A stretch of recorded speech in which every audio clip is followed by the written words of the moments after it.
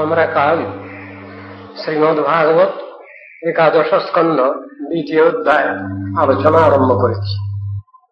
আজ কিছু নূতন শ্রোতা আছেন, সেই জন্য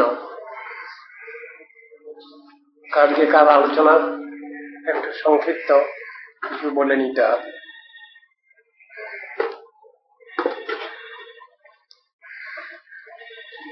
নারদ ঋষি মাঝে মাঝে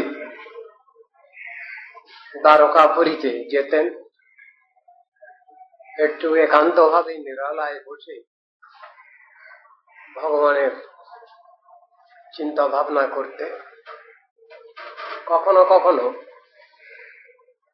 তিনি বেশ কিছুদিন ধরেই দ্বারকায় থেকে যেতেন ভগবানের লীলা স্মরণ করবার জন্য। কারণটা ছিল, অন্যান্য জায়গায় দক্ষ প্রজাপতির অভিসম্পাদ ছিল, সেই জন্য নারদ ঋষি দ্বারকাপুরীতে মাঝে মাঝে আসতেন। এই প্রসঙ্গ কাল আমরা আলোচনা আরম্ভ করেছি।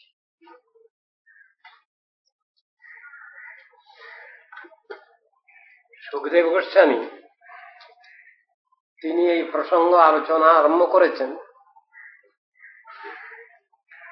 একদিন নারদ ঋষি দ্বারকায় বসুদেব মহারাজের ঘরে উপস্থিত হলেন। সেই সময় বসুদেব মহারাজ তাকে পাটা ধুইয়ে দিয়ে তাকে ধূপ দীপ দিয়ে আরতি করলেন। স্বাগত সম্ভাষণ জানিয়ে তাকে কিছু প্রশ্ন জিজ্ঞাসা করছেন।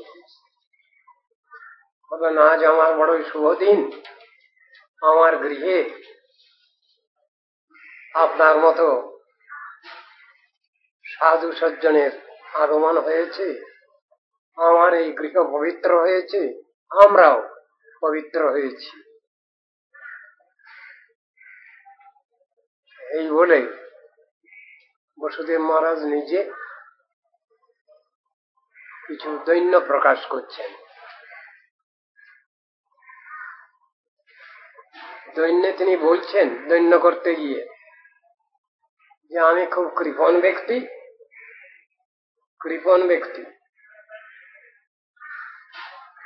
আমার প্রতি আপনি স্নেহ দৃষ্টি রাখবেন। নারদ ঋষির কাছে প্রার্থনা করছেন।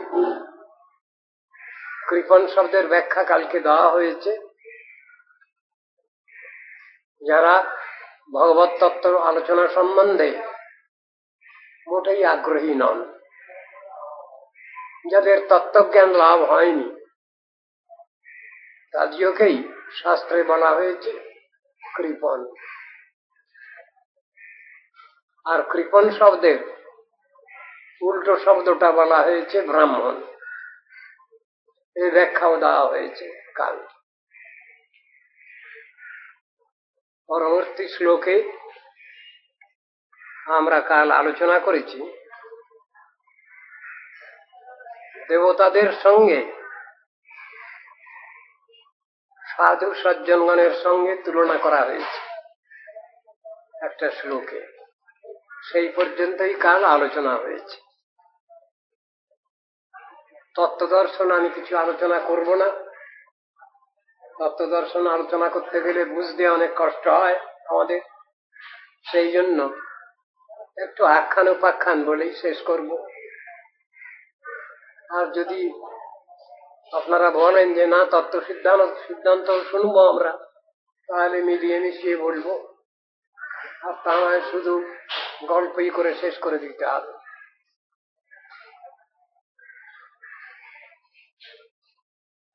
আধিকারিক দেবদেবীগণ বড় না নিত্য সিদ্ধ নিত্য মুক্ত মহাত্মাগণ বড়? এই প্রশ্ন এখানে হয়েছে, সেই অনুসারেই আলোচনাটা আরম্ভ হয়েছে। ভূতানাং দেবচরিতম দুঃখায় চ সুখায় চ। দেবতাগণের চরিত্রের মধ্যে কখনো কখনো মানুষের সুখ শান্তির লেশমাত্র দেখা যায়, আবার কখনো দুঃখই দেখা যায়। সুখায় বহি সাধু নাম তাদৃশাম অচ্যুত আত্মনাম। নারদ ঋষিকে লক্ষ্য করে বলছেন বসুদেব মহারাজ, কৃষ্ণের পিতা, বলছেন কিন্তু সাধু সজ্জনগণের যে চরিত্র সেটা সুখেরই নিমিত্ত, শান্তিরই নিমিত্ত, স্বাস্থ্যেরই নিমিত্ত। সেই কথাটা এখানে বলতে চাচ্ছেন, বুঝাতে চাচ্ছেন। কথাটা শুনলে মনে হবে এটা কিরকম কথা। দেবতাদের সঙ্গে আবার তুলনা, দেবতারা বড় না সাধুগণ বড়, সেই তুলনা, কম্পেয়ার এন্ড কন্ট্রাস্ট এখানে করছেন। শ্রীমদ ভাগবত গ্রন্থ তত্ত্ব সিদ্ধান্তের আলোচনার শেষ গ্রন্থ। যদি বলা হয় গীতাকে, যদি বলা হয় যে গীতা হচ্ছে গ্রাজুয়েট ক্লাসের স্ট্যান্ডার্ড গ্রন্থ, তাহলে শ্রীমদ ভাগবতকে বলতে হবে পোস্ট গ্রাজুয়েট ক্লাসের স্ট্যান্ডার্ডের গ্রন্থ। এরপরে আর কোনো কথা নেই।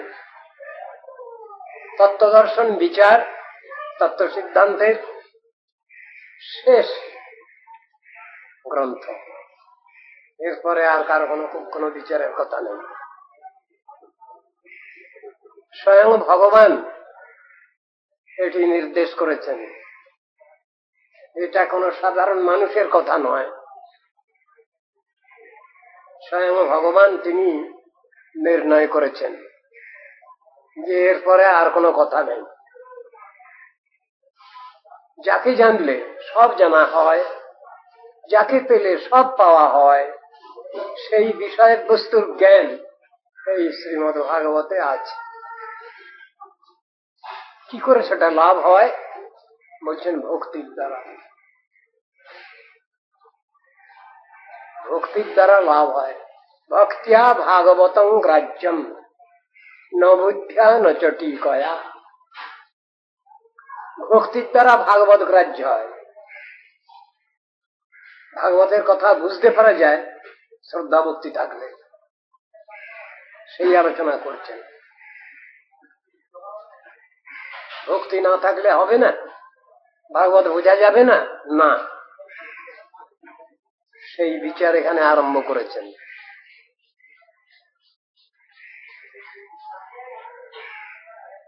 তাহলে ভাগবত বুঝতে গেলে ভক্তি দরকার, নিশ্চয়ই দরকার। গীতায় কর্ম, জ্ঞান, যোগ, ভক্তির কথা আলোচনা হয়েছে, কিন্তু ভক্তি ছাড়া ভগবানের সম্পর্কে কোনো কিছুই করা যাবে না। এই কথাই তো গীতা ভাগবতের শিক্ষা। ভক্তিয়া ভাগবতং গ্রাহ্যম ন বুদ্ধ্যা ন চ টিকয়া।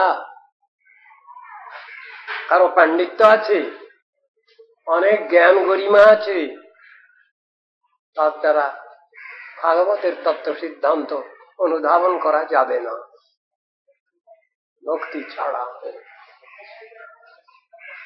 ভক্তিয়া মাম অভিজানাতি যাবান যষ্টাস্মি তত্ত্বতঃ ততো মাং তত্ত্বতো গত্বা বিশতে তদনন্তরম।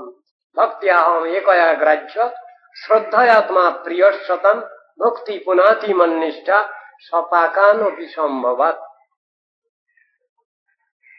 ভক্তির কথাই বলে যাচ্ছেন। ভক্তি ছাড়া কিছু হওয়ার উপায় নেই। ভগবত তত্ত্বজ্ঞানে ভক্তি ছাড়া কোনো কাজই সম্ভব হবে না। যার ভক্তি আছে তার সব আছে, যার ভক্তি নেই তার কিছুই নেই। বলে এমন কথা, এইরকম কথা বলা আছে? বলে হ্যাঁ। যস্যাস্তি ভক্তি ভগবতী অকিঞ্চনা সর্বই গুণস্তত্র সমাসতে সুধা। শাস্ত্র বলছেন যার ভক্তি আছে তার সব সদ্গুণ আছে, আর যার ভক্তি নাই, শ্রদ্ধা ভক্তি নাই, তার সদ্গুণ বলে কি থাকতে পারে? আর ও অভক্তস্য কুতো মহৎ গুণা। যাদের ভগবানের শ্রদ্ধা ভক্তি নাই তাদের আবার সদ্গুণ কি আছে? মনোরথে না সতী ধাবত বহি, তারা তো নিজেদের খেয়াল খুশি মতো চলেন। শাস্ত্রের বিচার অনুসারে যারা সংসারে জীবনযাত্রা নির্বাহ করেন তাদের বলছেন ভক্তিমান ভক্তিমতী। সেই কথা বুঝাচ্ছেন এখানে। বন্তি যে যথা দেবান দেবা অপি তথৈবতান ছায়েব কর্মসচিবা সাধব দিনবৎসলা। যে আলোচনা আগে আরম্ভ করেছেন আবার সেইটি বিশেষভাবে আলোচনা করছেন। যারা দেবতা, যারা আধিকারিক দেবদেবী, তাদের পোর্টফোলিও কি, তাদের কর্তব্য কি, তাদের কতটুকু ক্ষমতা তারা রাখছেন সেই নিয়ে আলোচনা করছেন। সেই দেবদেবীগণের উপাসনা যারা করছেন, আরাধনা যারা করছেন, তারা কতটুকু কি পাচ্ছেন পরবর্তী শ্লোকে এইটাই আলোচনা করছেন। ভজন্তি যে যথা দেবান দেবাপি তথৈবতান। আমরা দেবদেবীগণের যে পূজা দেই, উপাসনা করি, আরাধনা করি, আমরা কতটুকু পেতে পারি সেই নিয়ে আলোচনা। আগে দেখতে হবে আমাদের চাহিদাটা কি, কতটুকু আমরা কতটুকু কি পেতে চাই।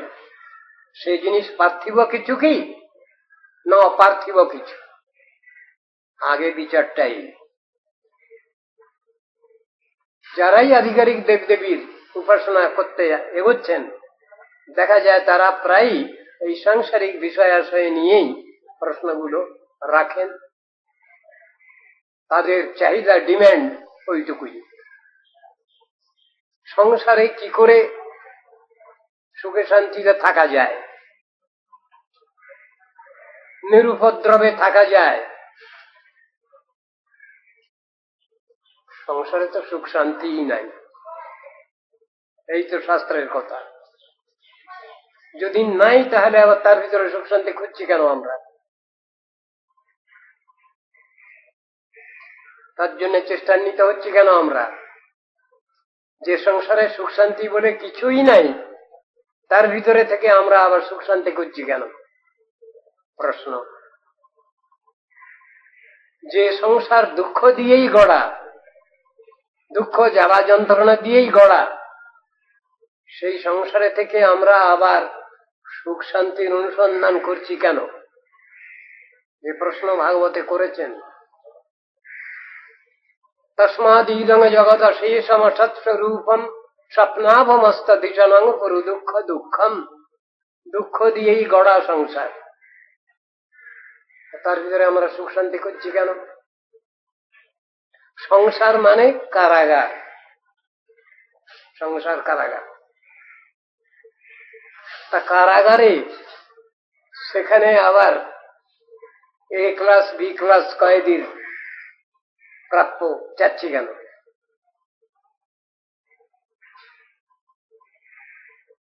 কয়েদি তো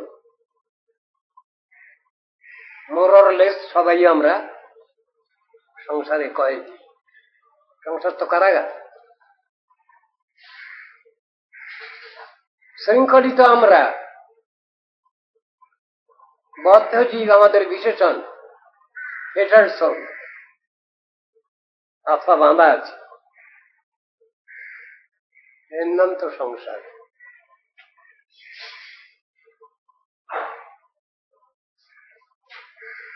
জেলার কে এখানে?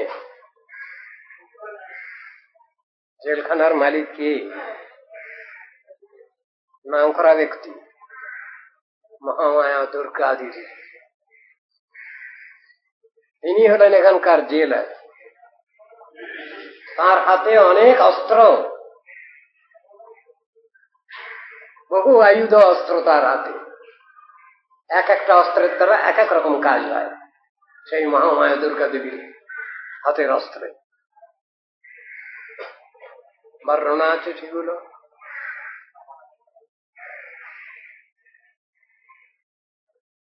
যদি শৃঙ্খলিত আমরা তো তার মধ্যে আবার সোনার চেন, রূপোর চেন, তামার চেন, লোহার চেন, এসব নিয়ে ঠেলাঠেলি করছি কেন? প্রত্যেকেরই অবস্থা তো শৃঙ্খলিত। এই কথাগুলো গীতা ভাগবত জানাচ্ছেন। যে কোনো রকম ধরনের চেন বন্ধন থাকুক না কেন আমাদের, তাতে কিছু যায় আসে না, কিন্তু আমাদের অবস্থাটা বন্ধন দর্শ, সেই জিনিস বুঝাচ্ছেন। আমরা যদি চেষ্টা করি সেই বন্ধন থেকে মুক্ত হওয়ার, তাহলে বুদ্ধিমত্তা আছে। যারা চেষ্টা করবেন তাদের বুদ্ধিমান বুদ্ধিমতী বলা হবে, কিন্তু তা তো আমরা করছি না।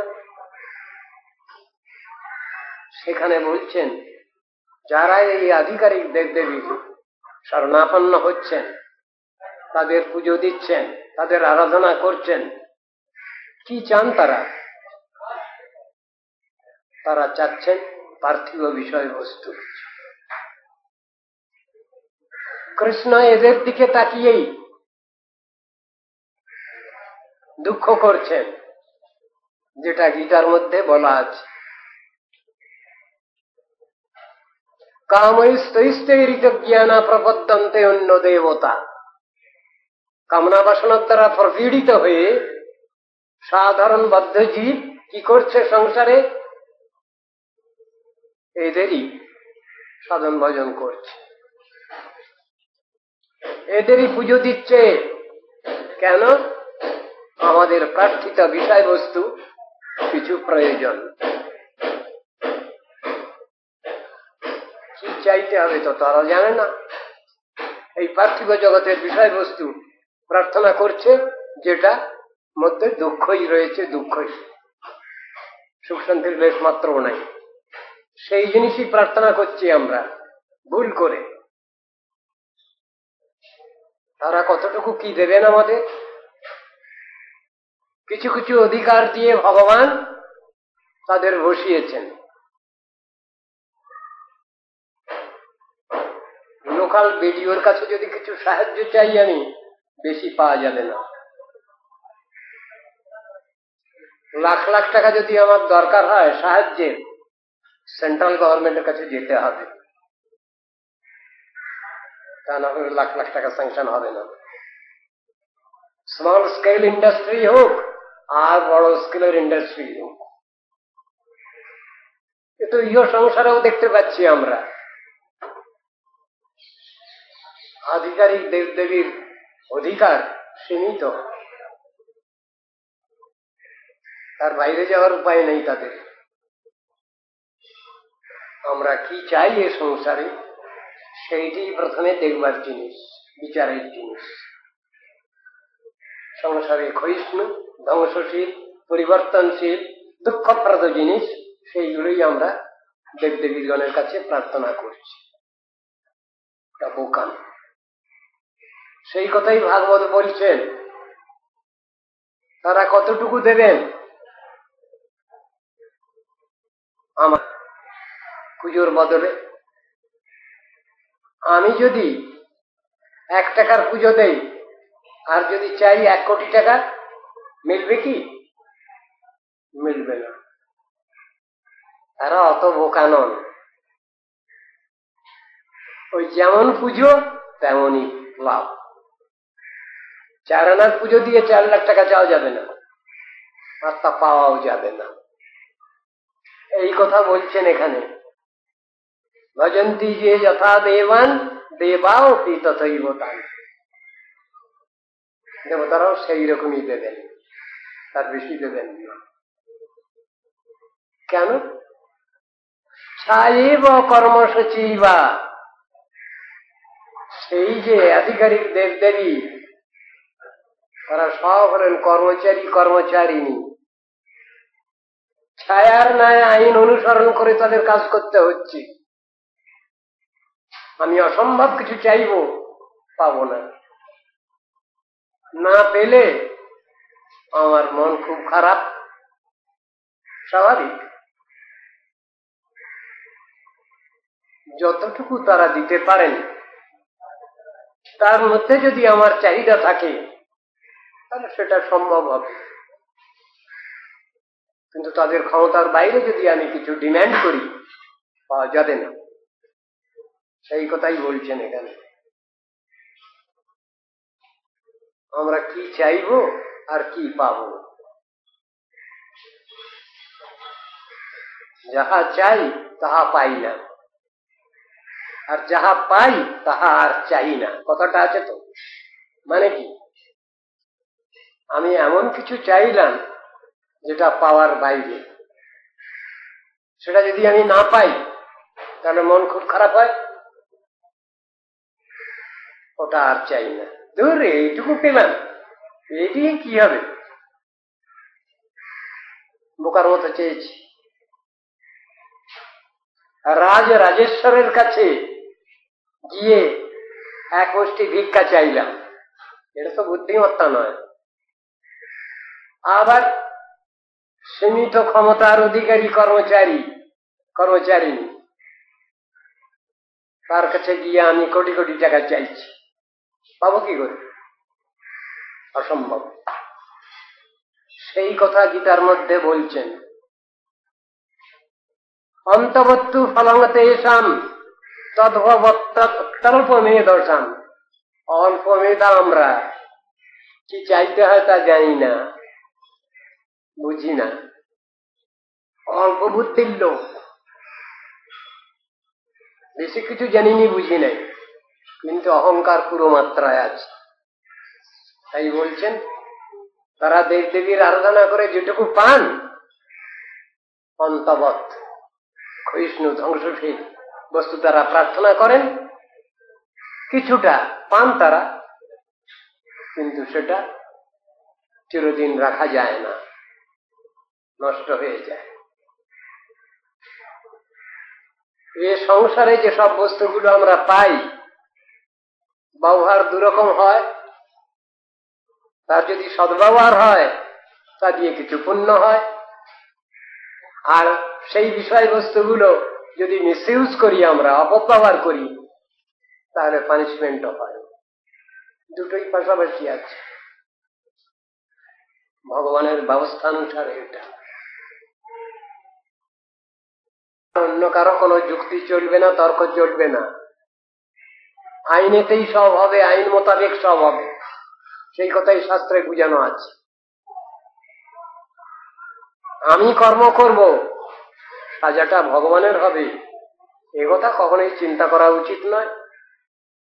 আমার কর্মের ফল আমাকেই ভোগ করতে হবে।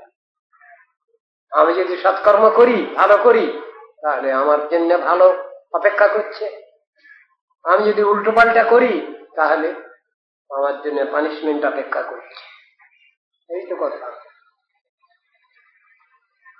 ছায়ে ও কর্মসূচি, আমরা সেই আধিকারিক দেব দেবীগণের শরণাপন্ন হয়ে যে বিষয়বস্তু তাদের কাছে প্রার্থনা করি, তারা তাদের সাধ্যানুসারে সেটুকু দিয়ে থাকেন, কিন্তু তাতে আমরা তো শান্তি লাভ করতে পারি না। শান্তি লাভ করার বিষয়বস্তু তারা দিতে পারেন না, সেই কথাই এখানে বলছেন। কিন্তু সাধব দিনবৎসলা, কিন্তু যারা সিদ্ধ মহাত্মা, অতিমর্ত, তাদের পক্ষে সবটাই সম্ভব। তারা কি দিতে পারেন? সাধ্যাতীত বস্তু তারা দিতে পারেন। আমি যতটুকু চেয়েছি আর যতটুকু চাই নাই, সবটাই দিয়ে দিতে পারেন। কিরকম দিতে পারেন? তুমি যে জিনিস চাইছো এর দ্বারা তুমি শান্তি লাভ করবে না, এটা তোমার মানসিক শান্তি হবে না, কোন প্রকারেই হতে পারে না। তুমি মূল মালিককে ভালোবাসো, অসুবিধা নেই, তুমি সব পেয়ে যাবে। আর্থিক, লৌকিক, ব্যবহারিক ভালো, পারমার্থিক ভালো, দুই পেয়ে যাবে। দুটোই যেখানে পাওয়া যাবে সেখানেই তো আমার যাওয়ার দরকার। অল্প সামান্য বিষয়বস্তু নিয়ে কি করব আমি? এইটাই হলো শিক্ষা। দেবতাগণের থেকে যেটা পাই আমরা সামান্য ধ্বংসশীল বস্তু, তার দ্বারা এই সংসারে কিছু হয়, করতে পারি আমরা, কিন্তু সেটাও ধ্বংসশীল। কিছু পুণ্য কাজ করলাম, পুণ্যের ফলেতে জমার ঘর নিয়ে গেলাম আমি স্বর্গে, চিরদিন থাকা যাচ্ছে না। যখনই সেই পুণ্য ক্ষয় হচ্ছে, আবার এই জগতে এসে জন্মগ্রহণ করতে হচ্ছে, আবার কর্মফল ভোগ। এই তো গীতা ভাগবত শিক্ষা দিয়েছেন। যেখানে গেলে আবার ফিরেই আসতে হবে, সেই জায়গায় যাব কেন? এমন জায়গায় যেতে হবে যেখানে গেলে আমাকে আর ফিরে আসতে হবে না। এই শিক্ষাই তো দিচ্ছেন কৃষ্ণ। গীতা ভাগবতে এই শিক্ষাই দিয়েছেন। অর্জুনকে লক্ষ্য করে বলছেন, অর্জুন তো তার সখা, তাকে লক্ষ্য করে জগৎকে বলছেন, অর্জুন তুমি কেন কষ্ট পাচ্ছ এখানে? এখানে তো অনেক কষ্ট, তুমি আমার রাজ্যে চলো না। সেইটা তো তোমারও ঘর দুয়ার ছিল, তোমারও বাড়ি ছিল,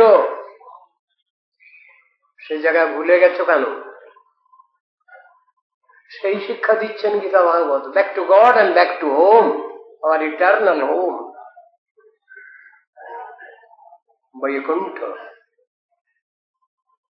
যে গেলে আর ফিরে আসা যায় না, ফিরে আসতে হয় না। এই সংসারে এসে আবার দুঃখ কষ্ট জ্বালা যন্ত্রণা ভোগ করতে হয় না। জন্ম মৃত্যুর বালাই নেই সেখানে।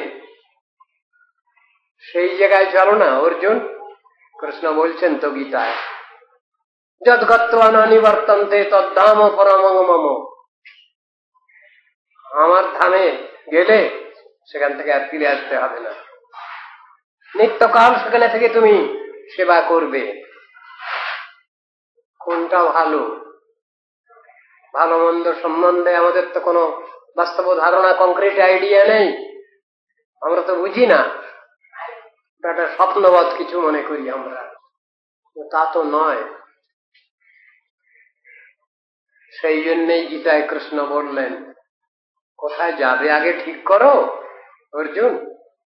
জানতি দেবব্রতা দেবান, পিতৃজান্তি পিতৃব্রতা, ভূতানি জানতি ভূতেজ্জা, জানতি মজ্জা জিনোপি মাম। মানে কি হলো? দেবজাজিগণ অনিত্য দেবলোকে যাবেন, পিতৃপুরুষগণের উপাসনাকারী অনিত্য পিতৃ লোকে যাবেন, ভূত প্রেত পিশাচে যারা পূজা করেন তারা সেই লোকে যাবেন। আর আমার একান্ত ভক্ত যারা আমার শরণাপন্ন হন, তারা আমার অক্ষয় অব্যয় বৈকুণ্ঠ ধামে গমন করেন। ফলটা তো এক হলো না। এ উল্টো পাল্টা কথা বুঝানো হচ্ছে কেন? আমি যেমন সাধনা করব সেই অনুসারে তো আমার প্রাপ্তি, সবটার ফল এক হচ্ছে না, পৃথক পৃথক ফল বলে দিচ্ছেন কৃষ্ণ। এসব ভুল বিচার, এই ভুল কথাগুলো শোনানো হচ্ছে, এগুলো গীতা ভাগবতের বিচার নয়, এগুলো অ্যাক্সিওমেটিক ট্রুথ নয়, স্বতঃসিদ্ধ প্রমাণ নয়, এগুলো অ্যাবসলিউট ট্রুথ নয়। সেই কথাই বর্তমান দুনিয়ায় আলোচনা হচ্ছে। আলোচনা করলে কি হবে? যা হবে না সে নিয়ে ঠেলাঠেলি করলে কি হবে? সাধব দীনবৎসলা, সাধুগণ কি বলবেন? শাস্ত্রে যে চরম বিচার দেখানো আছে, ফল দেখানো আছে, সেইটা বলবেন তারা। ভগবানকে ভালোবাসলে ভক্তি লাভ হবে, সব ব্যবস্থাই হবে। তাহলে আমরা ভগবত উপাসনা করছি না কেন? সুপ্রিম অথরিটি, তার সাধন ভজন করছি না কেন? কৃষ্ণ নিজেই তো দুঃখ করে বলছেন, আমার কর্মচারীকে ভালোবাসে, কিন্তু আমি সর্বোপরি মালিক। আমাকে চেনে না, আমাকে জানে না, আমার কাছে আসে না। এই কথা তো গীতা ভাগবতে বলা আছে। তাহলে আমাদের কি বুদ্ধিমত্তার পরিচয় দিচ্ছি আমরা? তা তো নয়, আমাদের বোকামি। সব জেনেও জানি না, বুঝেও বুঝি না, অবুঝের মতো। মূল মালিক তিনি বলছেন, জন্মামধেয়ম ম্রিয়মান আতুর পতনুস্খলন বা বিপশো ঘৃণন পুমান বিমুক্ত কর্মার্গল উত্তমাঙ্গতিম প্রাপ্নতি যক্ষন্তি ন তং কলৌ জনা। কলিজীব তারা ভগবত উপাসনা করে না, হাবিজাবি করছে সব। কি ফল পাবে তারা? ভগবান শ্রীকৃষ্ণচন্দ্র শ্রীমদ ভাগবতে 11 স্কন্ধে সব বলে যাচ্ছেন। এগুলো আলোচনার বিষয়। হাবিজাবি সব করবে, কিন্তু ভগবানের উপাসনা করবে না, ভগবানকে ডাকবে না। আর সব থেকে ভুল কি? মালিককে কর্মচারী বলে দিচ্ছে, আর কর্মচারীকে মালিক বলে দিচ্ছে। এর মতো ব্লান্ডার, ভুল দুনিয়ায় আছে। আর মালিককে কর্মচারী বলা আর কর্মচারীকে মালিক বলা, কি লাভ হবে এতে তাদের? বস্তুর সন্ধান করতে হবে। আমরা কি চাই আগে সেটা আলোচনা হোক। সবাইয়ের মুখে শুনতে পাচ্ছি আমরা স্বর্গে যাব, স্বর্গে যাব। পারের কড়ি কিছু জমা কর। পারের কড়ি কি? পারের কড়ি কাকে বলে? পারের কড়ি হচ্ছে ভক্তি, শ্রদ্ধা। ভক্তি, শ্রদ্ধা মানে কি?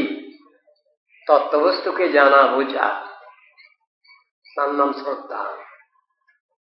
কৃষ্ণের ভক্তি করিলে সর্বকর্মকৃত হয়, এর নাম শ্রদ্ধা। কিছুই জানলাম না, কিছুই বুঝলাম না।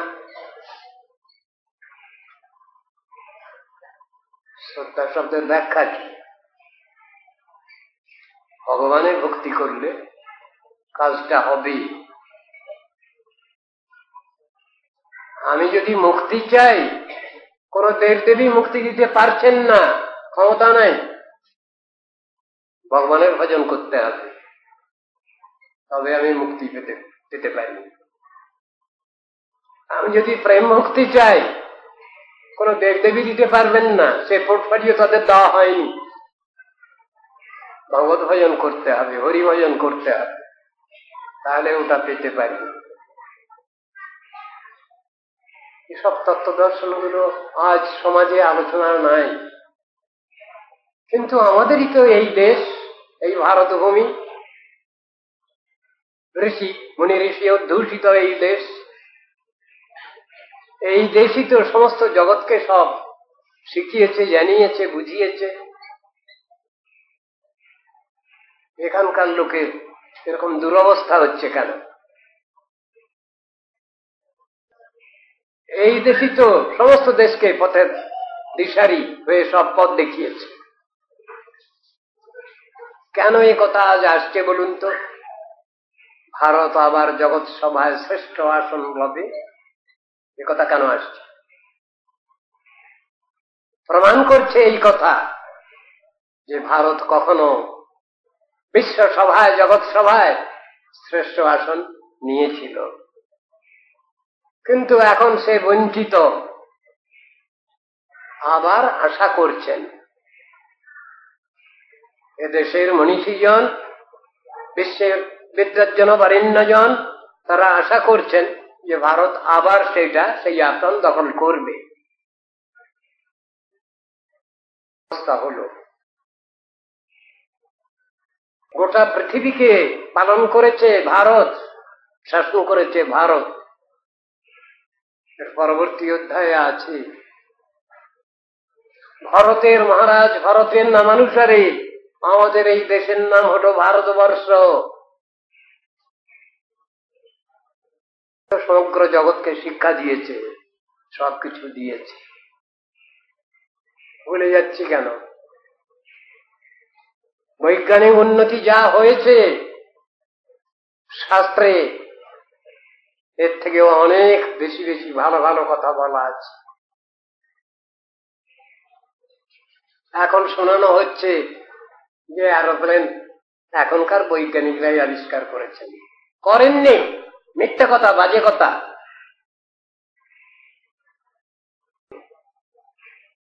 তখনও তো পুষ্পক রথের কথা বর্ণনা আছে। গুরু তথাগত বুদ্ধ তিনি হিমালয় থেকে প্লেনে চড়ে যেতেন লঙ্কায়, আর রাবণকে উপদেশ দিয়ে তিনি আবার পুষ্পক রথে ফিরে যেতেন।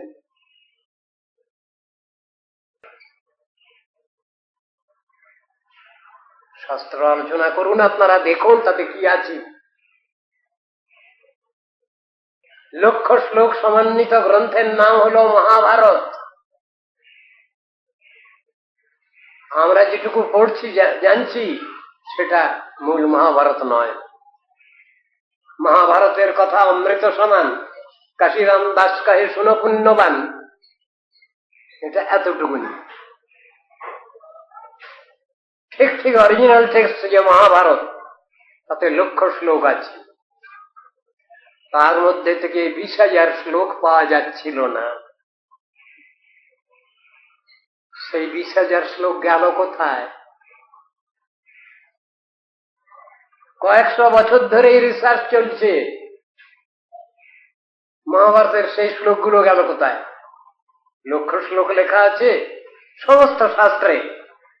কত শ্লোক, সব চার্ট দেওয়া আছে।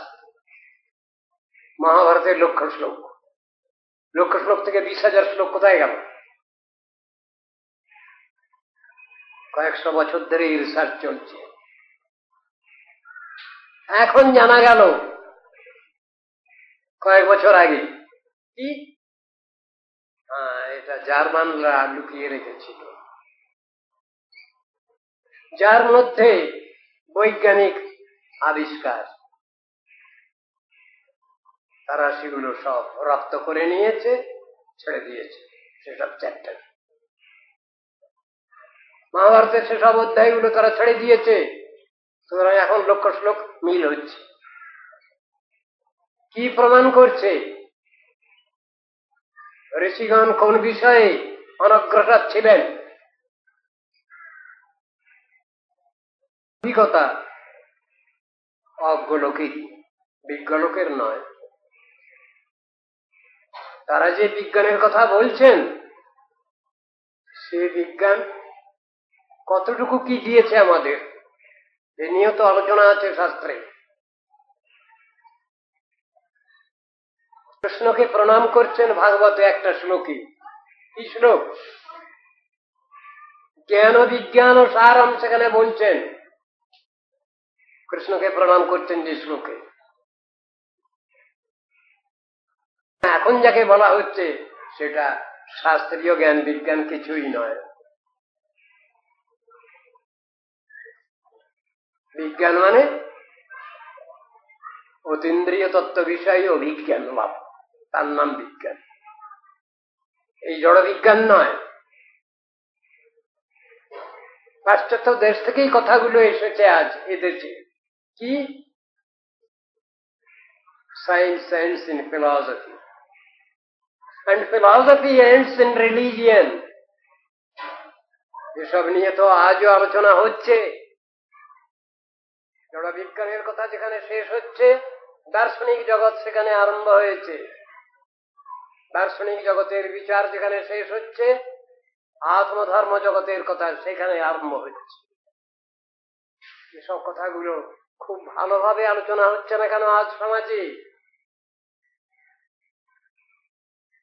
এককালে বলেছেন, পাশ্চাত্য দেশ সেই কথা নিয়ে গবেষণা করেছে, আলোচনা করেছে, তারা স্বীকার করে বলছে এটা, হ্যাঁ কথাটা ঠিক। ভারত আবার জগৎ সভায় শ্রেষ্ঠ আসন পাবে এই আশা আকাঙ্ক্ষা সকলেই পোষণ করছেন। অধিকারী ছিল ভারত, অধ্যাত্ম ভারত, ধার্মিক ভারত, আবার তারা সেটা পেয়ে যাবে। সেই আশাই পোষণ করছেন সবাই। বিশ্বের বিদ্বজ্জন অবরেণ্য শ্রুতি মনীষী সমাজ, এসব তো আলোচনা হওয়া দরকার। আজ ভারতবর্ষ বলে একটা কবিতা ছিল, এই একটা প্রবন্ধ ছিল, ভারতবর্ষ লেখা সম্ভবত এস ওয়াজেদারি, খুব বড় লেখক, খুব ভালো লেখক। তিনি বলছেন আজও আমাদের ভারতবর্ষের সেই ট্র্যাডিশন সমানে চলেছে। আপনারা অনেকে পড়ে থাকবেন সে প্রবন্ধ। ভদ্রলোক তিনি সন্ধ্যাবেলায় চাঁদির চশমা চোখে দিয়ে রামায়ণ মহাভারত পাঠ করছেন। পাড়াস্থ লোক ছেলে মেয়েরা সব এসে সেই রামায়ণ মহাভারত শ্রবণ করছে।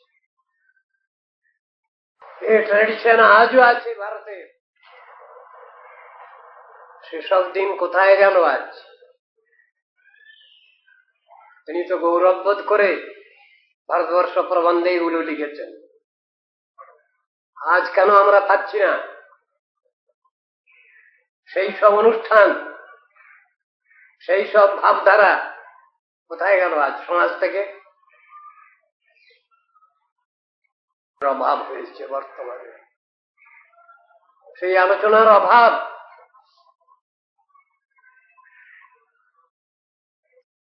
সমাজ তারা এটার অভাব বোধ করছে, সব কেটে গেছে আজকাল।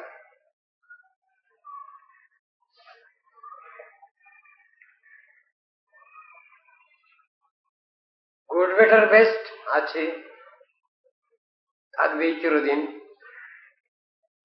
কিন্তু আমি গুড নিয়েই কাল কাটিয়ে দেবো, বেটার বেস্ট আমার দরকার নেই।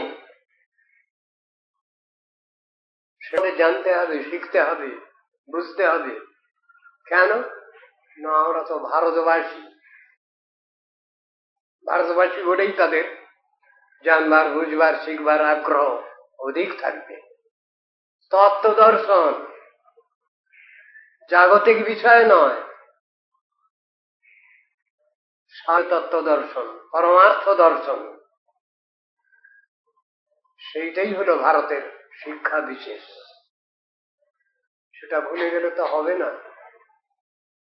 লৌকিক জ্ঞান, ব্যবহারিক জগতের জ্ঞান, এসব সম্বন্ধে জানবার, বুঝবার তো কিছু কিছু বই তো আছেই।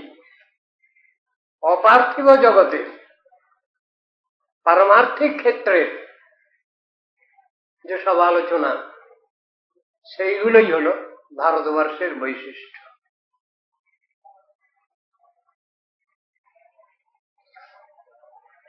ব্রহ্মংস্তথাপি পৃচ্ছামো ধর্মান ভাগবতংস্তব জন শ্রুত্বা শ্রদ্ধয়ামর্তো মুচ্যতে সর্বতো ভয়াৎ। এখন বলছেন ব্রহ্মংস্তথাপি পৃচ্ছামো। তথাপি শব্দটা আগে ব্যবহার হয়।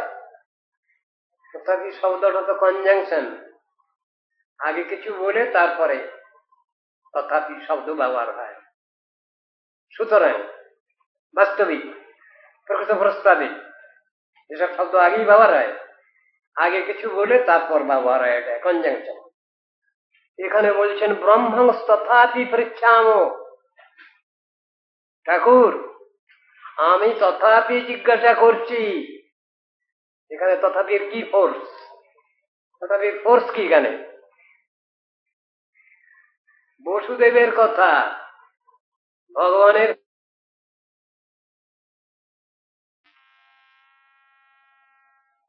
তথাপি জিজ্ঞাসা করছি। তথাপি মানে কি? আপনি কৃপা করে, দয়া করে আমার গৃহে এসেছেন, আমার গৃহ পবিত্র হয়েছে, আমরা সবাই পবিত্র হয়েছি, আমার গৃহ ধন্য হয়েছে, তথাপি আমি আপনাকে জিজ্ঞাসা করছি। এই হলো তথাপির ফোর্স। কি? ধর্মান ভাগবতাংস্তব। আমার অন্তরে আশা, ইচ্ছা, প্রশ্ন করছেন বসুদেব মহারাজ, ভাগবত ধর্ম কি? এটা আমার জানবার বড় ইচ্ছা, আকাঙ্ক্ষা। বলবেন আমাকে ভাগবত ধর্ম? ভাগবত ধর্ম কাকে বলে? আত্মধর্ম, সনাতন ধর্ম, নিত্য ধর্ম, একই কথা। এই সম্বন্ধে জানবার জন্য প্রশ্ন করছেন বসুদেব মহারাজ। জানেন না তিনি? তিনি না জানেন তাহলে তিনি ভগবানকে পুত্র রূপে পেয়েছিলেন কি করে? যদি তিনি অজ্ঞ ছিলেন?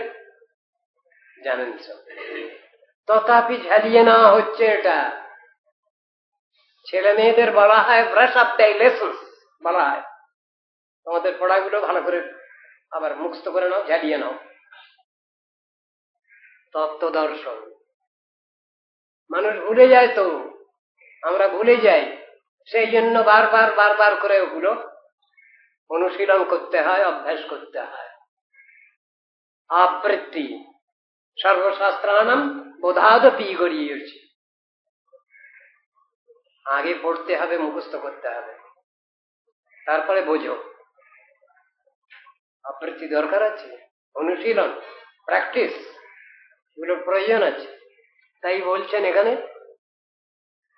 আমার গৃহ ধন্য হয়েছে, আমি ধন্য হয়েছি, আমরা ধন্য হয়েছি, তথাপি আমার মনে মনে ইচ্ছা সনাতন ধর্ম, ভাগবত ধর্ম কাকে বলে একবার জানবো, আমি শুনবো, বুঝবো।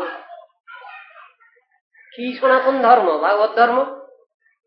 জন শ্রুত্বা শ্রদ্ধয়া মর্ত, মর্ত মানব, মরণশীল মানুষ, তারা যে কথা সনাতন ধর্ম ভাগবত ধর্মের কথা শুনে তারা মৃত্যুঞ্জয় হতে পারে।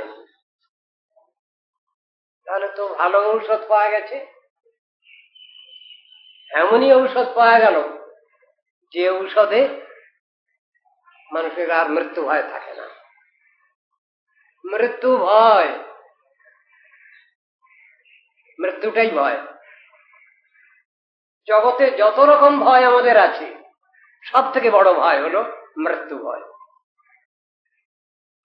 এর থেকে ভয় কিছু নাই। তাই গীতা ভাগবতে মৃত্যুকেই সব থেকে বড় ভয় বলে জানাচ্ছেন। এখানে জিজ্ঞাসা করছেন বসুদেব মহারাজ, আমি ভাগবত ধর্ম জানতে চাই। ঠাকুর নারদ ঋষিকে বলছেন, আমি সনাতন ধর্ম কি জানতে চাই, আমি আত্মধর্ম কি তা আমি জানতে চাই। শুনেছি যে সনাতন ধর্ম ভাগবত ধর্মের অনুশীলন করলে, অভ্যাস করলে, জানলে পরে মৃত্যুকেও জয় করা যায়। কিভাবে জয় করা যায়? তাহলে মৃত্যু হবে না এমন কি মানে? না, তা নয়। মৃত্যু হলেও তার যে কষ্ট, সে কষ্ট থাকবে না। আর কি? আরো বিষয়বস্তু হচ্ছে তার ভয় হবে না। সেখানে তিনি বলতে পারবেন, ওহে মৃত্যু তুমি মরে কি দেখাও ভয়। ও ভয়ে কম্পিত নয় আমার হৃদয়, নিচাসক্ত অবিবেকী যাহাদের মন, অনিত্য সংসার প্রেমে মুগ্ধ অনুক্ষণ।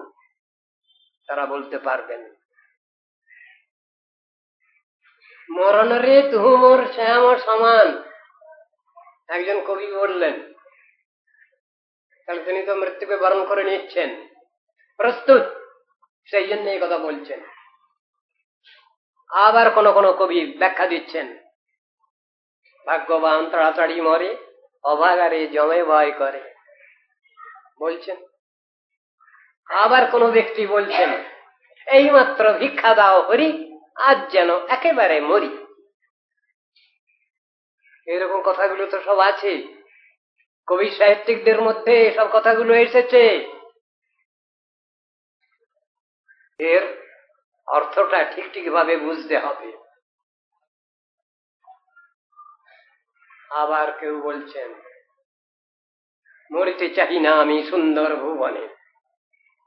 বিভিন্ন রকমের কবি তারা এসব কথাগুলো বলেছেন।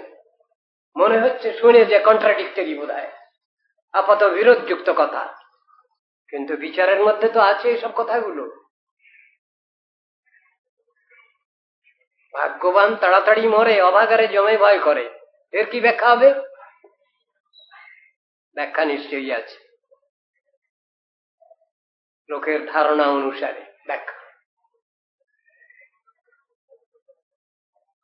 মৃত্যুতে যে কষ্ট হয়, তাতে যে অনুশোচনা হয়, তাতে যে ভয় হয়, সে ভয় থাকে না। কেন থাকে না? ভগবানের এক নামই হলো অভয়চরণ, তাই না? ভগবানের নামই হলো অভয় পাদপদ্ম। তার যারা সাধন ভজন করেন তাদের মৃত্যু ভয় থাকে না। যেমন প্রহ্লাদের নাই, যেমন ধ্রুবের নাই, সব উদাহরণগুলো দেওয়া আছে। প্রহ্লাদ তো বাপের কোলে বসে বসেই তত্ত্ব দর্শন গুলো বলে যাচ্ছে, বাচ্চা ছেলেটা। তোকে এখনো অভয় দিচ্ছি, হিরণ্যকশিপু বলছে তার বাবা, তুই বিষ্ণু পক্ষ পরিত্যাগ কর, বিষ্ণু আমার শত্রু, তার পক্ষ পরিত্যাগ কর। হিরণ্যকশিপু বলছে, প্রহ্লাদ বলছেন, বাবা তুমি তো নিজে ভয়েতে কাঠ হয়ে আছো, নিজে ভয়ে মরছো তুমি, আবার তুমি আমাকে আবার কি অভয় দিচ্ছ? বাপের কোলেই বসে আছে বাচ্চা, তুমি আমাকে কি অভয় দেবে? তুমি তো নিজে তোমার শত্রু বিষ্ণু, তার ভয়ে সবসময় চিন্তা করে বসে আছো। শিক্ষাগুলো আছে। প্রহ্লাদ কি বলছেন? ভয়ং ভয়ানাম অপহারিণী স্থিতে মনসি অনন্তে মম কুত্র তিষ্ঠতি। স্বয়ং ভয়াপহারী ভগবান আমার হৃদয়ে অবস্থান করছেন, সুতরাং আমার কোনো ভয় নেই বাবা, কিন্তু তুমি তো ভয়েতে জড়সড় হচ্ছ। যস্মিন স্মৃতে জন্ম জরান্তকাদি ভয়ানি সর্বন্ন পয়ন্তি তাত। বাবা, যার স্মরণ করলে সমস্ত রকমের ভয় সব দূরে পালিয়ে যায়, সরে যায়, আমি সেই ভয়াপহারী ভগবানকেই আমার হৃদয়ে চিত্তে ধারণ করে আছি। সুতরাং তুমি যে আমাকে অভয় দিচ্ছ, এটা আমি কি করে মানব? তত্ত্ব দর্শন বললেন হয় এটা, সেটারই তো ব্যাখ্যা আছে। এখানে বলছেন যে সনাতন ধর্ম ভাগবত ধর্ম শ্রবণ করলে মর্ত মানব সব রকম ভয় থেকে মুক্তি লাভ করে। গীতার মধ্যেও ঠিক এই কথাটাই আছে। কোথায়? নেহাভিক্রমণা স্বস্তি প্রত্যবায়ু ন বিদ্যতে স্বল্পম অপশ্য ধর্মস্য ত্রায়তে মহতো ভয়াৎ। একই কথা, এখানে সর্বতো ভয়াৎ আর ওখানে মহতো ভয়াৎ, একই কথা। গীতা ভাগবতে কেমন মিল রয়েছে! একই ব্যক্তিত্ব প্রকাশ করেছেন তত্ত্ব দর্শন, সুতরাং কন্ট্রাডিক্টরি হবে না। আপাতত বিরোধমূলক কথা নয়, যুক্তিসঙ্গত কথা বলছেন কৃষ্ণ গীতায়। আমি যে তোমাকে সনাতন ধর্মতত্ত্ব উপদেশ করছি, নয় অভিক্রমণ স্বস্তি, এর কোথায় আরম্ভ আর কোথায় শেষ তুমি বুঝতে পারবে না। বুঝতে পারছো যে হ্যাঁ, এটা আমাকে গ্রহণ করতে হবে, এটা আমাকে পালন করতে হবে, এটা আমাকে অভ্যাস যুগের মধ্যে রাখতে হবে, তখন থেকে তুমি তো শুরু করো, দেরি করো না। প্রত্যবায়ু ন বিদ্যতে, এই ধর্মের অনুশীলন করলে, অভ্যাস করলে তোমার কোনো ক্ষতি হবে না, কোনো লোকসান হবে না। প্রত্যবায় মানে লোকসান। ব্যবসা করতে গেলে লাভটাই তো করতে হবে, কিন্তু ব্যবসা করতে গেলে কখনো কখনো লোকসান হয়েও যেতে পারে, সেটাও আগে থেকে জেনে রাখতে হবে। তুমি এই সনাতন ধর্ম যদি জীবনে আচরণ করো, তুমি লাভবান হবে, তোমার লোকসান হবে। ভগবানের কাছে একটা ছেলে চেয়েছিলাম, ভগবান তোমার মতো একটা ছেলে আমার দরকার। নিজের ইতিহাসটা বলে যাচ্ছেন, কিন্তু মুক্তি কামনায় আমি আরাধনা করি নাই, কিন্তু আমার একটা ভুল হয়ে গেছে। ভুল দোষ ত্রুটি স্বীকার করছেন কৃষ্ণের পিতা বসুদেব মহারাজ। আমি মুক্তি কামনায় তো কিছু জিজ্ঞাসা করতে পারলাম না। ভগবান তোমারও তো একটা ছেলে আমার দরকার, এই বলে ফেলেছিলাম, এটা আমার ভুলই হয়েছে। সে ভুল স্বীকার করছেন এখানে। আমি ভক্তি কামনায়, প্রেম ভক্তি কামনায় আমি ভগবানের কাছে কিছু জানাতে পারিনি। তোমার একটা ছেলে হোক এই চেয়েছিলাম। যথা বিচিত্র বসনাথ ভবদেবীর বিশ্বত হয়াত মুচ্যতে অঞ্জসৈবাদ্যা তথা নদি সুব্রত। এ সুব্রত, সুব্রত বলছেন নারদ ঋষিকে। সম্প্রতি আমি যাতে আপনাদের দ্বারা বিচিত্র বাসনা রাশি পরিপূর্ণ এবং বিবিধ ভয় সংকুল এই সংসার থেকে অনায়াসে মুক্তি লাভ করতে পারি, সম্প্রতি মুক্তি লাভ করতে পারি, আমাকে সেইরূপ স্পষ্ট উপদেশ দান করুন।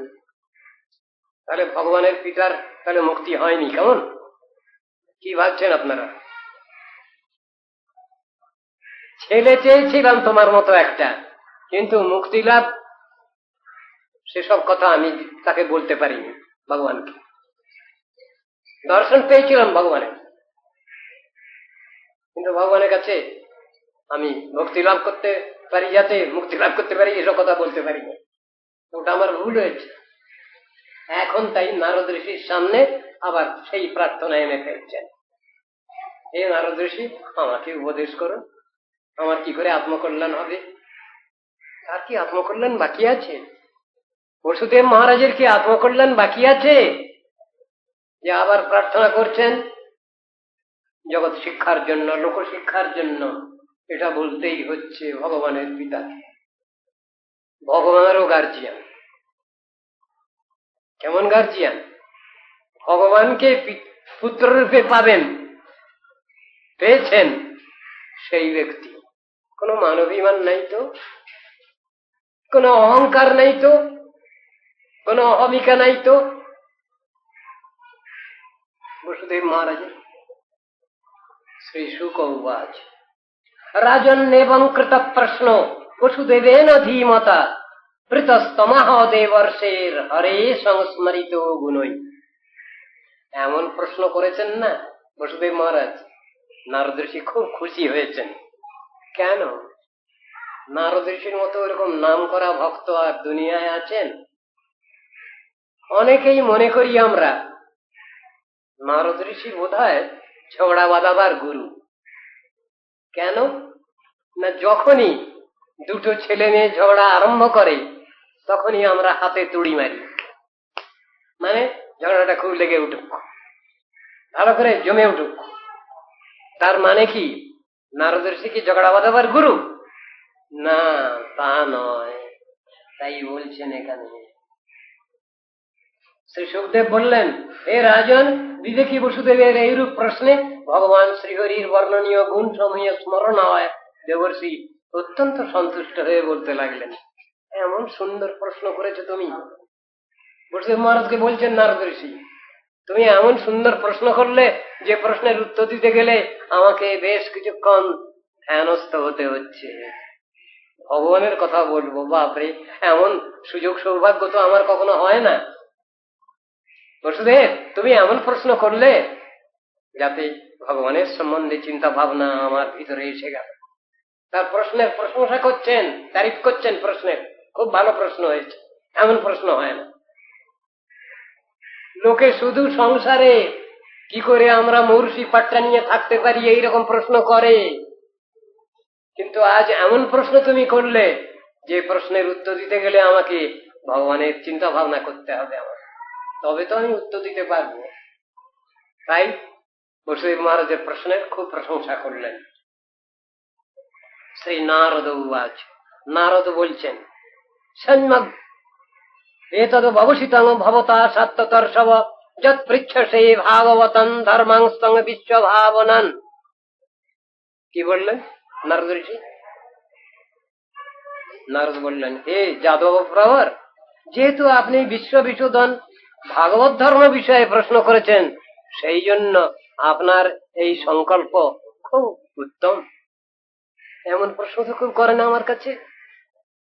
ভগবানের সম্বন্ধে কেউ প্রশ্ন করে না, শুধু এই সংসারে খাওয়া থাকা পড়া এই নিয়েই প্রশ্ন করে সব লোকগুলো, বাজে বাজে সময় নষ্ট।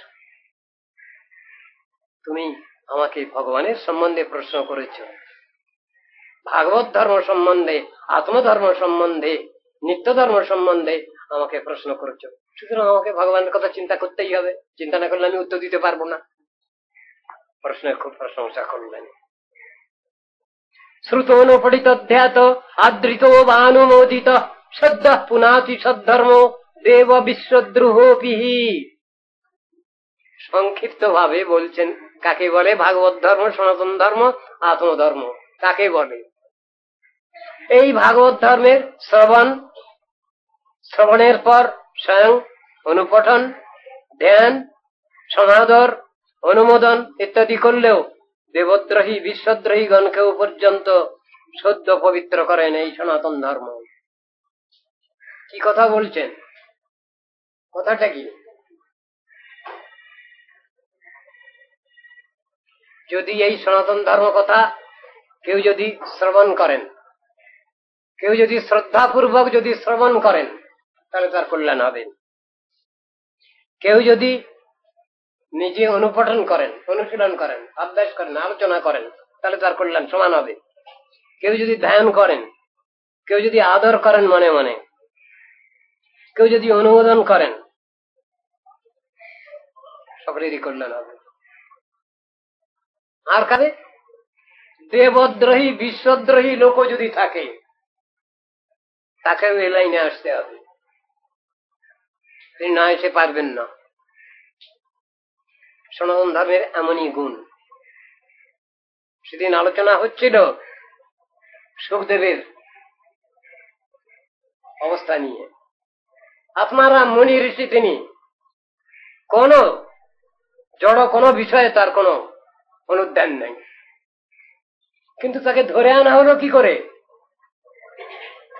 কৃষ্ণের লীলা কথা শুনিয়ে, ভগবান শ্রীকৃষ্ণের নাম রূপ গুণ লীলা কথা শ্রবণ করিয়ে তাকে ধরে নিয়ে আসা হলো। চিন্তা করা যায়? আত্মারামশ্চ মুনয় নির্গ্রন্থা পুরক্রমে, আত্মারাম মুনি ঋষি তিনিও উরুক্রম ভগবানের নাম রূপ গুণ লীলা কথায় আকৃষ্ট হয়ে যাচ্ছেন। এমনই ব্যাপার। কুর্বন্তী হয়তো কিং ভক্তিম ইত্থম ভূত গুণ হরি, ভগবান শ্রীহরির এমনই গুণ। তার কথা শুনলে পরে আত্মারাম মুনি ঋষি তিনিও তাতে আকৃষ্ট হয়ে যাবেন। যাদের কন্ট্রোল করা যায় না, যাদের ধরা ছোঁয়ার মধ্যে পাওয়া যায় না, তারাও ভগবানের লীলা কথা শুনতে বসে যাবেন। সুখদেব গোস্বামী কি তাকে স্তব করেছেন ভাগবতে শেষে?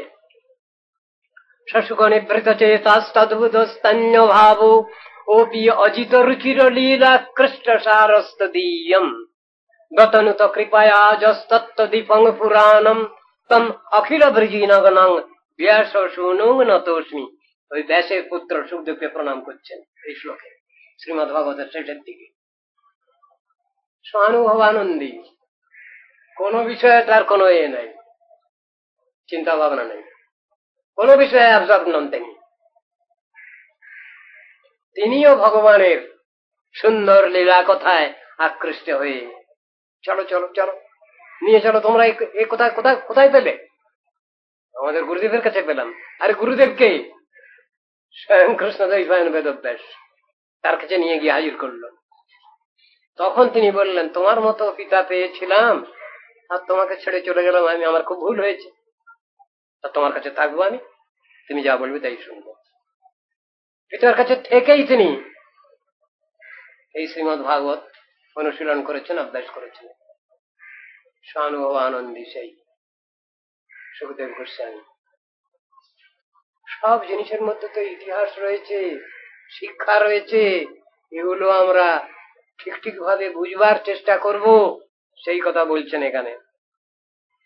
তয়া পরম কল্যাণ পুণ্য শ্রবণ কীর্তন স্মারিত ভগবানদ্য দেব নারায়ণ মম।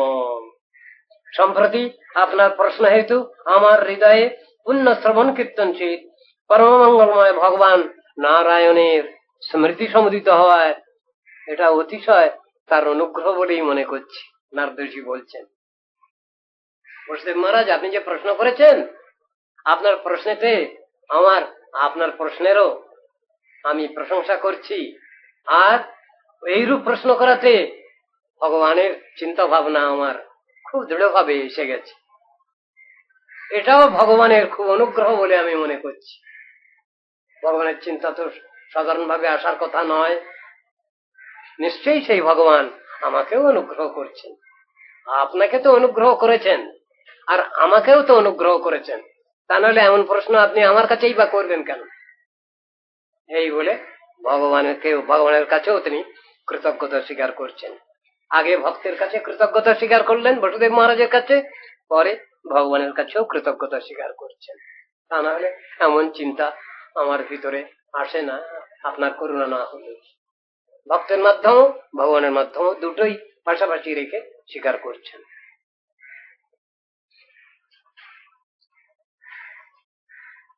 শেষ। অত্রাৎপুদাহরন্তিমম ইতিহাসং পুরাতনম আর্ষভানঞ্চ সংবাদম বিদেহস্য মহাত্মনঃ। সনাতন ধর্মের কথা তো, আত্মধর্মের কথা। অল্প একটু জানলেই হয়ে যাবে? হবে না, বিস্তৃত, এলাবোরেট, এর শেষ নাই। শুনতে বসলে রাতের পর রাত চলে যাবে। আপনারা যারা এসছেন এখানে তো সময় সীমিত সময় নিয়ে এসেছেন, চিন্তা হচ্ছে বাড়িতে ছেলে কাঁদছে নাকি, কে কি করছে, এইসব বাড়ির চিন্তা হচ্ছে। ওই খ্রিস্টান থাকলে এসব ভাগবত কথা শোনা যায় না, খ্রিস্টান ফেলে রেখে দিয়ে আসতে হয়। যাহাই হোক, যাহাই হোক মানে ভগবান তুমি রক্ষা করো নাকি আমার গদ্দর। ভগবান সবসময় রক্ষা করছেন আমাদের, কিন্তু পরীক্ষার জন্য অনেক সময় একটু উল্টোপাল্টা করেন ভগবান, এটা তার নিয়ম আছে।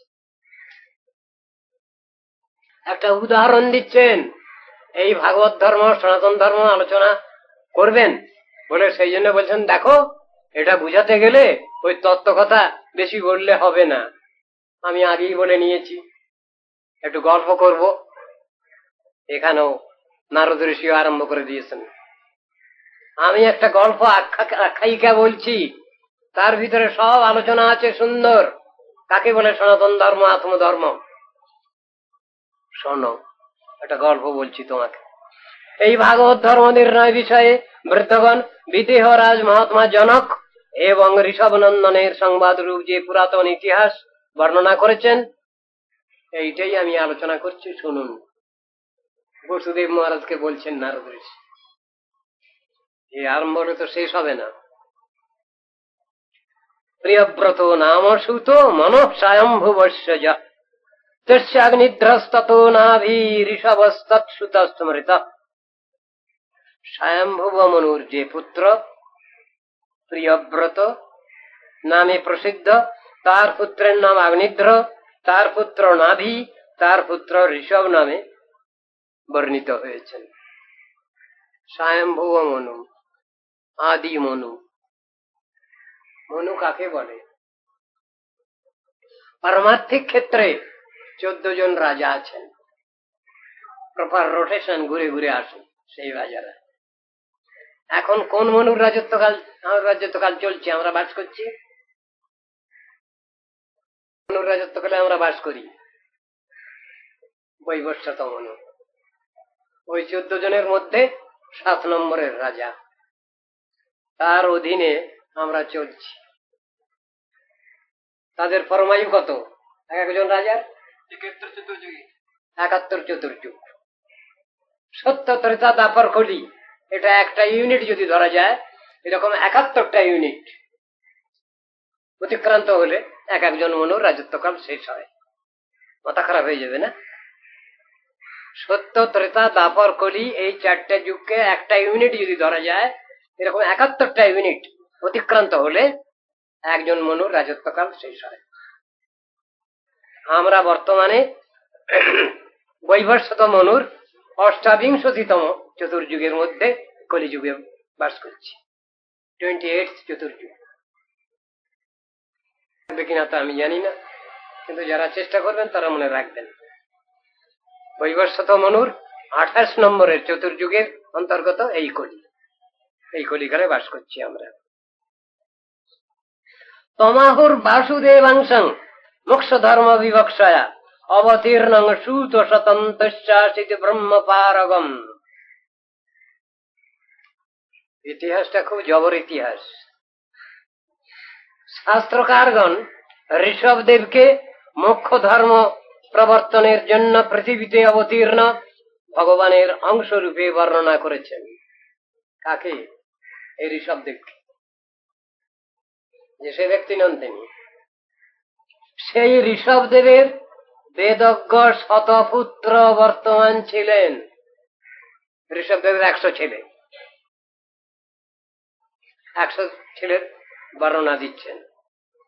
বর্ণনা দিতে দিতেই রাত শেষ হয়ে যাবে, বুঝতে পারবেন তো? 100 ছেলের বর্ণনা। প্রথম 10টা ছেলের বর্ণনা শুনুন। তেষাং বৈ ভরত জ্যেষ্ঠ নারায়ণ পরায়ণ বিখ্যাতং বর্ষমেতৎ জন্মম না ভারতমদ্ভুতম।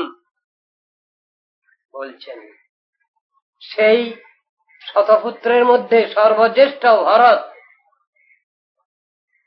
খুব বিষ্ণু ভক্ত ছিলেন, ভগবত ভক্ত ছিলেন। তার নামানুসারেই এই দেশের নাম পশ্চাৎ ভারতবর্ষ নামে বিখ্যাত হয়েছে। তাহলে এই দেশের নাম কি ছিল আগে? আমাদের এই দেশের নাম কি ছিল পূর্বে?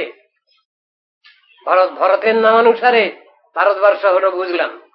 আগে কি নাম ছিল ভারতবর্ষের? অজনাভ বর্ষ।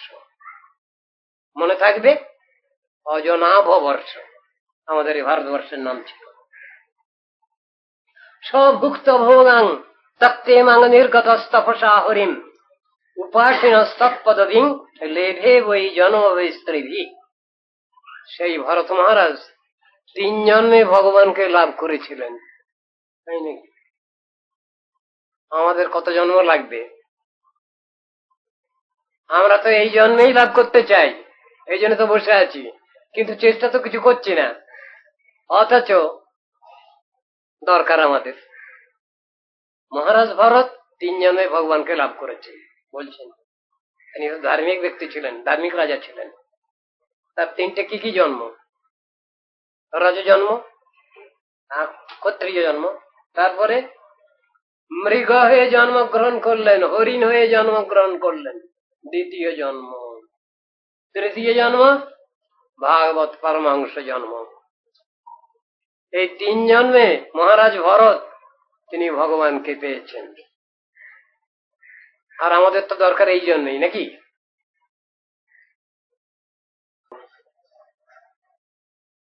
এর আছে তো মহারাজ ভরতের রাজ জন্ম। সংসার ছেড়ে দিয়ে, রাজত্ব ছেড়ে দিয়ে তিনি তপস্যা করতে গেলেন। ইতিহাস সত্যযুগের ইতিহাস। ইতিহাসটা সত্যযুগের। জায়গায় কোথায়? বর্তমানে হরিয়ানা, যার নাম হরিয়ানা, সেই হরিয়ানা স্টেট, কুরুক্ষেত্র, সেইখানকার ইতিহাস। সেইখানে রাজত্ব করছিলেন তিনি। তমসা নদীর তীরে তিনি এসে তপস্যা করছিলেন, তপস্যায় নিরত। এমন অবস্থায় একটা বাঘ এসে তাড়া করেছে একটা হরিণীকে। প্রাণ ভয়ে ভীত হয়ে এসে তমসা নদীতে লাফ দিয়ে ঝাঁপ দিয়ে পড়ল। বাচ্চাটা সেই সময় হয়ে গেছে, হরিণী ভাসতে ভাসতে চলে গেল, বাচ্চাটা সাঁতার দিচ্ছে। মহারাজ ভরত ওটা দেখতে পেয়ে তিনি নদীতে ঝাঁপ দিয়ে ওই বাচ্চা হরিণকে তুলে নিয়ে এলেন, তার আশ্রমে লালন পালন করতে লাগলেন। খুব মায়া বসে গেল ওই হরিণের বাচ্চার প্রতি। কচি কচি ঘাস তুলে এনে খাওয়ান, বহু আদর যত্ন করেন। সেই হরিণটা যখন এদিক ওদিক চলে যায় তখন তিনি চিন্তা ভাবনা করতে থাকেন, কান্নাকাটি করতে থাকেন। ওই করতে করতে মহারাজ ভরতের ইন্তেকাল উপস্থিত, শেষ সময় উপস্থিত। গীতার মধ্যে কি লেখা আছে? জং জং বাপি স্মরণ ভাবং তজত্তম তে কলেবরম তং তমেব ইতি কৌন্তেয় সদা তদ্ভাব ভাবিত। মানুষ মরবার সময় যে যে চিন্তা করতে করতে মরে, সেই অনুসারে তাকে জন্মগ্রহণ করতে হয়। মহারাজ ভরত মরবার সময় হরিণ শিশুর চিন্তা করতে করতে মারা গেছেন, তাই অত বড় সাধক হয়েও হরিণ জন্ম লাভ করলেন। কিন্তু আমরা এমনই হতভাগা, আমাদের তো পূর্বজন্মের কথা মনে থাকে না। মহারাজ ভরতের পূর্বজন্মের কথা মনে আছে, এইটাই বাহাদুরি তার। হরিণ জন্মেও তিনি মনে করতে পারছেন যে আমি তো রাজা ছিলাম, ভগবানের উপাসনা করতাম, আর আজ আমার এই দুরবস্থা। হরিণ জন্ম লাভ করেছেন, আমি কারোর সঙ্গে মিশবো না। এক ঋষিগণের এক আশ্রমে থেকে তিনি সেইখানেই পড়ে থাকতেন, তারা যা দুটো দিত তাই খেয়ে তার হরিণ জীবন গেল। প্রতিজ্ঞা করেছেন আমি কারোর সঙ্গে মিশবো না। তারপরের জন্ম ব্রাহ্মণ কুলে জন্মগ্রহণ করলেন এসে, কিন্তু কারোর সঙ্গে মিশবো না প্রতিজ্ঞা করেছেন তিনি। কালা বোবা সেজে গেলেন। তিনি ডেফ ডাম্ব নন, কালাও নন আর বোবাও নন, কিন্তু সেজে গেলেন তিনি কারোর সঙ্গে মিশবেন না। গৃহস্থ তো আর বসে বসে কাকো খাওয়াবে না, তাকেও একটা চাকরি দিল গৃহস্থ। কি বড় বড় সব শস্য ক্ষেত, সব সেই খেতি পাহারা দেওয়ার জন্য বড় বড় মাচান করা আছে, তার উপরে বসে হই হাই করবে, সব জন্তু জানোয়ার পাখি টাকি তাড়াবে, এইসব তাই কাজ লাগিয়ে দিল। সেই দেশের রাজা ওই রাস্তা দিয়ে যাচ্ছেন, দুজন দুজন চারজন বেয়ারা পালকি বয়ে নিয়ে যাচ্ছে। হঠাৎ একটা বেয়ারার অসুখ করে গেল, লোক কম পড়ে গেল। একজন দেখলো যে একজন বেশ ঘেঁড়া গোড়া একটা ছেলে বসে আছে, ডাকলেই নেবে এলো, ধরো পালকি। পালকি বইতে লাগিয়ে দিল। মহারাজ ভরত তো সাধারণ মানুষ নন, পা ফেলছেন, পাছে তার পায়ের চাপে পড়ে কোনো পিঁপড়ে পোকামাকড় মারা যায়, দেখে দেখে পা ফেলছেন। পালকি দুলছে, রঘুগণ রাজা যাচ্ছেন পালকিতে, সেই দেশের রাজা, বারবার মাথায় টক্কর খাচ্ছেন, এই করছেন। কিছুক্ষণ পরে বলেই ফেললেন রাজা, কোনটা বোকা লোককে একটা পালকি বইতে লাগিয়েছ, ওকে কৃপা করবেন, দয়া করবেন ইচ্ছা মনে মনে রাজাকে। তাই পালকি ছেড়ে দিয়ে পাশে দাঁড়িয়ে গেলেন। রাজা বললেন, নাবাও নাবাও পালকি। কে বোকা বললেন জিজ্ঞাসা করছেন, সে কালা বোবা ভরত। আপনি কাকে বললেন বোকা মহারাজ?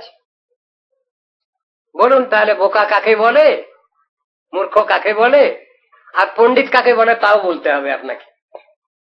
রাজাকে প্রশ্ন করেছেন। রাজা বলে, বাবা এ কাকে পালকি বইতে লাগিয়েছে, সাধু, আপনি আমায় ক্ষমা করবেন, আপনি আমায় বলুন। রাজা বললেন। তখন মহারাজ ভরত ব্যাখ্যা দিয়ে যাচ্ছেন, যিনি এতদিন কালা বোবা সেজে আছেন, আজ ওই রাজাকে কৃপা করবেন বলে তিনি মুখ খুললেন, বললেন, কো মূর্খ দেহাদ্যহং বুদ্ধি, এই জড় দেহেতে যার আমি আমার বুদ্ধি, সেই ব্যক্তি হলো 1 নম্বর মূর্খ, স্টুপিড নাম্বার 1। পণ্ডিতকে,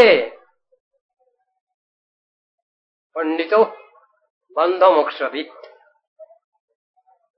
কিসে আমার ভববন্ধন হয়েছে, মায়াবন্ধন হয়েছে, এবং কিরূপে আমি সেই বন্ধন মোচন করে আমি ভগবানের কাছে ফিরে যাব, এটা যার জানা হয়েছে, বোঝা হয়েছে, তিনি হলেন বাস্তব ক্ষেত্রে পণ্ডিত।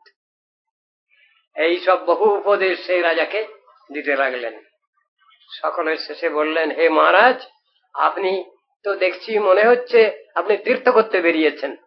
হ্যাঁ, কিন্তু এত লোকজন নিয়ে কি তীর্থযাত্রা হয়? এত লোক নিয়ে তো তীর্থযাত্রা হবে না। আর তীর্থ কাকে বলে তাও তো জানতে হবে আগে, তারপর তো তীর্থযাত্রা করবেন। আর এত লোকজন, হবে না, এইভাবে তো হবে না। সকলের শেষের দিকে তাকে উপদেশ দিয়েছেন, রঘুগণেই তৎতপসান জাতি, হে রঘুগণ রাজা, এই তীর্থযাত্রায় এই পরিপাটি নয়, এইভাবে তীর্থ দর্শন হয় না, তীর্থযাত্রা হয় না, তপস্যা করলে তীর্থযাত্রা হয় না। নচই জয়া, ঠাকুরের পূজা পার্বণ করলেই সব হয়ে যাবে তা নয়। নির্বাপনাদ গৃহাদবা, সংসার ছেড়ে দিয়ে চলে গেলেই যে ভগবানকে পাওয়া যাবে তার কোনো গ্যারেন্টি নেই। পর সব বলে যাচ্ছেন। না ছন্দসা, আপনি খুব বড় পণ্ডিত, পণ্ডিত থাকলেই যে ভগবানকে পাওয়া যাবে তা যাবে না। নেই বজল অগ্নি সূর্যই, এই সূর্যের উপাসনা করুন, অন্যান্য দেব দেবীর উপাসনা করুন, কিচ্ছু হবে না। বিনা মহৎ পাদরজোভিষেকম, মহতের পাদ পদ্মের ধুলায় যদি ধূসরিত হতে না পারেন তাহলে আপনার তীর্থযাত্রা সফল হতে পারে না। কি কথা বললেন শেষকালে? প্রাকৃত কবি একজন বলে ফেললেন, আমার মাথা নত করে তাও হে তোমার চরণ ধুলার তলে। কে বললেন আপনারা জেনে নেন, নাম বললাম না আমি। হরে কৃষ্ণ। আমার মাথা নত করে দাও হে তোমার চরণ ধুলার তলে। তার মানে তাহলে ভগবানের তো পা আছে দেখছি, পা যখন আছে তখন হাতও আছে নিশ্চয়ই, হাত পা যখন আছে তখন মুখটুকু আছে নিশ্চয়ই, সবই আছে। তিনি কিন্তু নিরাকারবাদী কবি, যে কবি এটা বললেন তিনি কিন্তু নিরাকারবাদী, কিন্তু যুক্তির ক্ষেত্রে তিনি ভগবানকে অস্বীকার করতে পারলেন না। বলছেন তোমার শ্রীচরণ যে ধুলা থাকে সেই ধুলায় আমাকে ধূসরিত করো ঠাকুর, কৃপা করো। তাহলে ভগবান নিরাকার কে বলে? বোকায় বলে, মূর্খে বলে, অর্বাচীনে বলে। ভগবানের হাত পা কান চোখ নাক মুখ সব আছে। যদি না থাকে তিনি হাজার হাজার মাইল রাস্তা হেঁটে গিয়ে সাক্ষী দিয়েছিলেন, আপনারা জানেন তো, সাক্ষী গোপাল ১,৫০০ মাইল রাস্তা হেঁটে গিয়ে তিনি সাক্ষী দিয়েছেন 2 ব্রাহ্মণের বিষয়ে, গিয়ে সাক্ষী দিয়েছেন, যার নাম সাক্ষী গোপাল। আবার এমন একজন আছেন, তিনি ক্ষীর চুরি করে রাখলেন ভক্তের জন্য, ক্ষীরচোরা গোপীনাথ। আবার গিরিরাজ গোবর্ধনের পূজা হচ্ছিল, সেখানে হাত যদি তার না থাকে, যত ভোগ দিচ্ছিল সব নিয়ে নিয়ে খাচ্ছিলেন কি করে? হাতগুলো বাড়িয়ে বাড়িয়ে। তা তার হাত নেই সেই ভগবানের? সবকিছু থাকতেও, অবয়ব থাকতেও ভগবানের যদি আমরা বলি ভগবান নিরাকার, নির্বিশেষ, নির্গুণ, নিঃশক্তি, তাকে গালাগালি দেওয়া হয়। সেই প্রেমময় ভগবানকে গালাগালি দেওয়া হয় যদি তাকে নিরাকার বলে অস্বীকার করা হয়। তা নয়, তার সব ক্ষমতাই আছে। তিনি ভক্তবৎসল, তিনি আশ্রিত জনপালক, তিনি বাঞ্ছা কল্পতরু, তিনি প্রেমময় ভগবান। ভক্তের সুখ দুঃখ সবই অনুভব করেন, সবটারই ব্যবস্থা করেন তিনি, সর্বপারদর্শী তিনি। সেই কথাই শাস্ত্রে বলা আছে। আমাকে এইখানে চুপ করে যে বলছে, একটা বেল পড়ে গেল।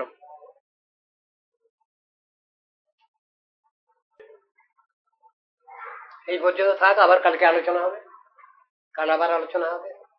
মঞ্চা কল্পতরুভ্যশ্চ কৃপা সিন্ধু ভৈব চ পতিতানাং পাবনেভ্যো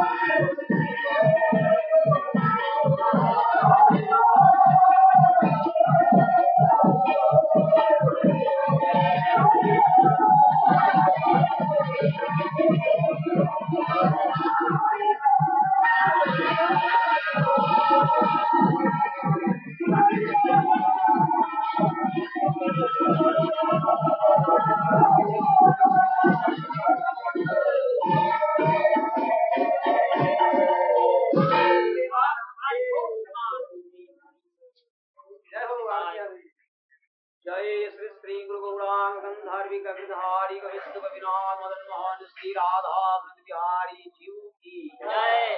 ओम विष्णुवानित्रिलाभ विष्ट प्रहंस स्वामी अष्टोत्तर शतश्रीमाद भक्ति प्रज्ञान की स्वामी गोस्वामी महाराज की जय। त्रिलाभ विष्ट भक्ति सिद्धांत सरस्वती गोस्वामी प्रभुपाद जय।